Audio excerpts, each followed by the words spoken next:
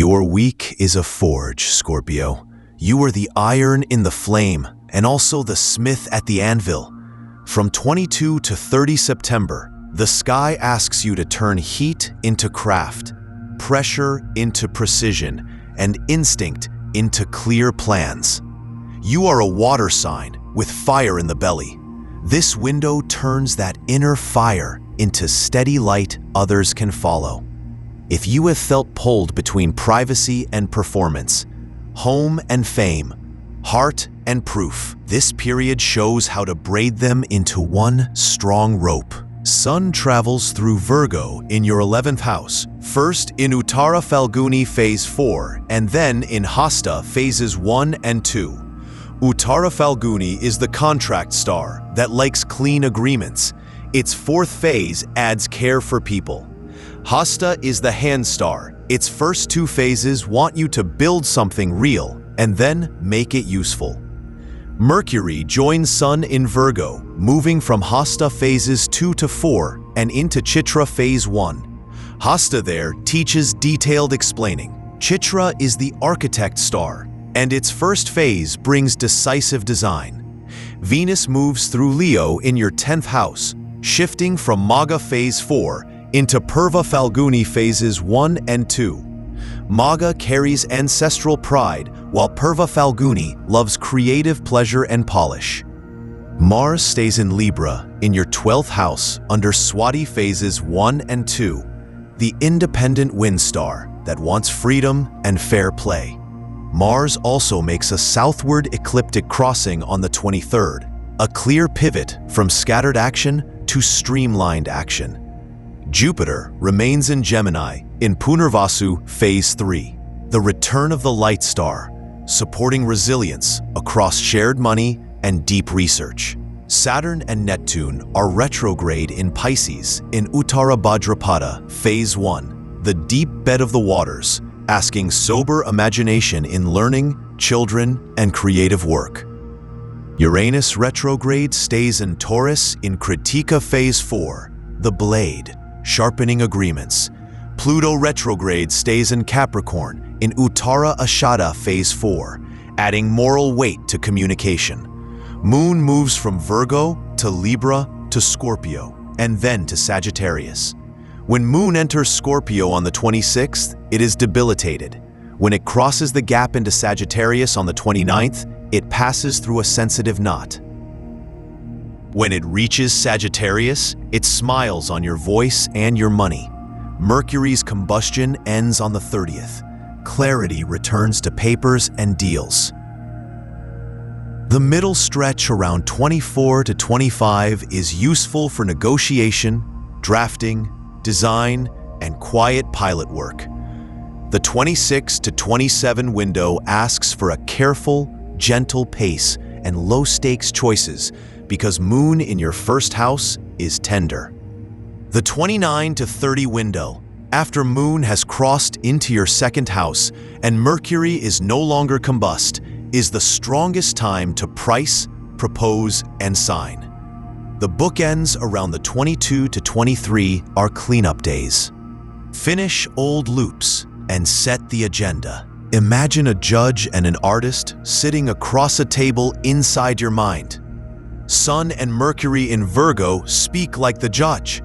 Show evidence, use checklists, count what can be counted. Saturn and Neptune in Pisces sit opposite like the artist. Keep faith, imagine new forms of learning and parenting, protect the dream, but test it. Your best mood is the scientist, curious, kind, and honest. Mars in your 12th house is like a silent engine. It gives power if you keep the oil clean. This means sleep, reflection, and private rehearsal. Speak softly, but keep your notes sharp.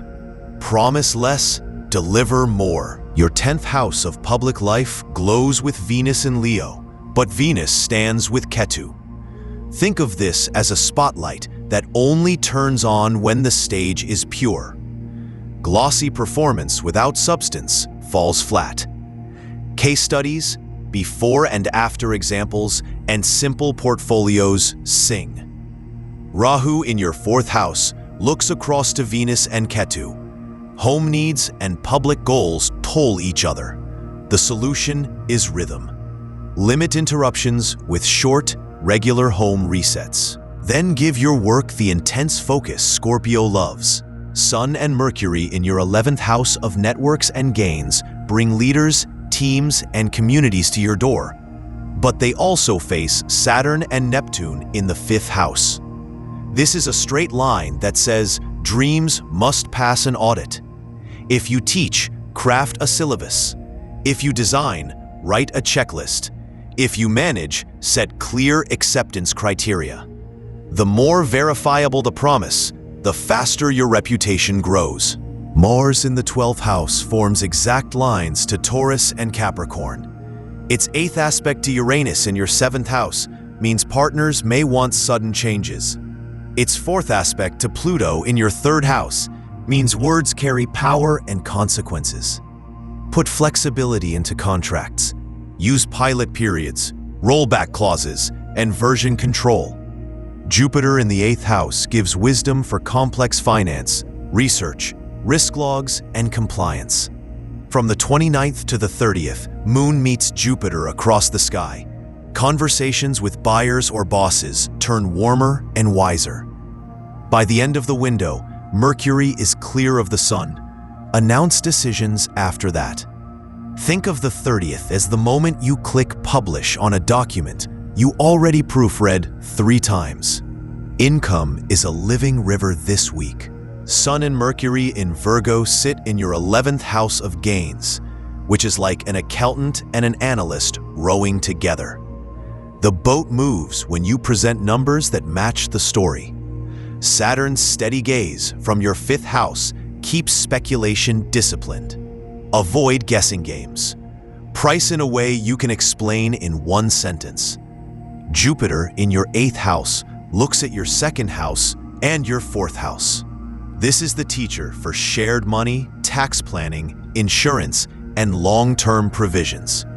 It supports new learning in these areas. If you do not know, ask a guide. When Moon enters Sagittarius on the 29th and 30th, your voice, your fees, and your budget feel clear. That is the moment to send proposals, outline repayment plans, and agree on milestones. Mercury, no longer combust on the 30th, strengthens signatures and purchase orders. Numerology adds a small but gentle wind. The 27th is a triple Mars day in spirit. You get energy to finish tasks and close loops. The 22nd carries the restless air of Rahu. Avoid impulse purchases and cut one bill you do not need. The 23rd belongs to Mercury's practical curiosity. Shop for value, not labels.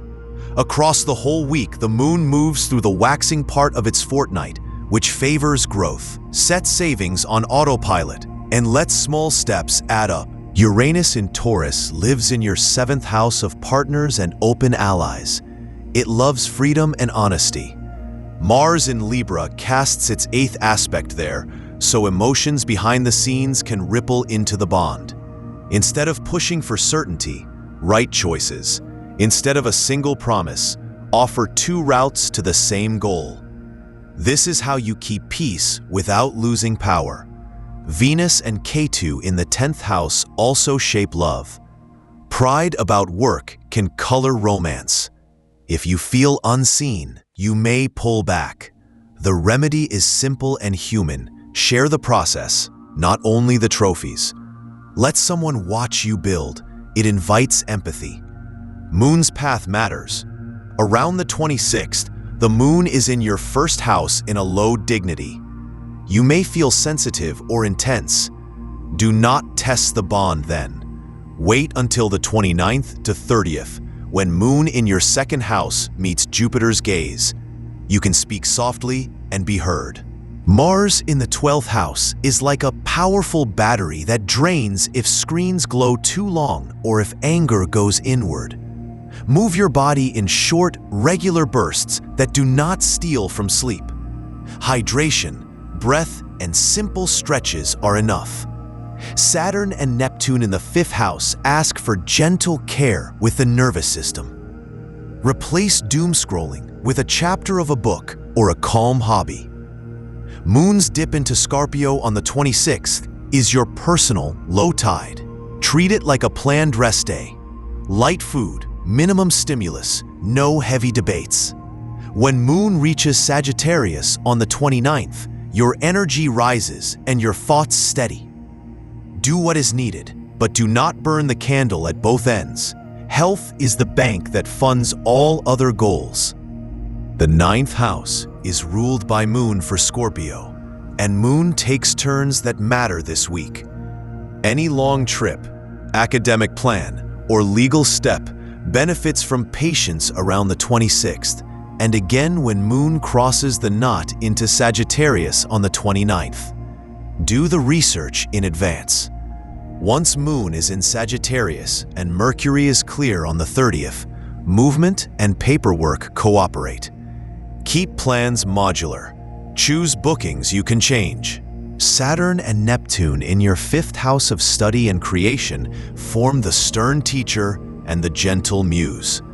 They face Sun and Mercury in your 11th house, so the audience tests the lesson. The best creative act now is a useful one. Write a guide, record a how-to, codify your method. Jupiter's glance to your 12th and 4th houses means quiet rooms and familiar spaces help ideas hatch. Draft now, release after the 30th. Rahu in your 4th house pushes for modern upgrades, unusual schedules, or a digital home. It stares at Venus and Ketu at the top of the chart, so work-life talks are important. Use a small nightly reset to keep peace. Clear one surface, prep one meal item, and decide tomorrow's top 2 tasks with those at home. Decisions about property or vehicles favor clear paperwork and delayed signatures until the 30th. Elder family members may want steady proof more than promises. Show them the plan, not the vision board. The lesson of this window is simple and deep. Power without proof is noise, and feeling without structure is fog. You are asked to be the bridge. Private courage feeding public service. Personal truth feeding useful work. The brief suffering around the 26th is not punishment. It is a sacred pause where the tide pulls back so you can see the rocks and choose your path with clear eyes. You are Scorpio. You are not afraid of depth or silence. Walk this week like a diver with a lamp. Descend to study the wreck. Rise with a map and guide others to safe water. Do fewer things, but finish them beautifully. Speak gently, document clearly, and agree to plans you can live with. On the final days, say yes to the work you can prove and the love you can sustain. The forge has done its job. Now shape the blade and carry it with grace.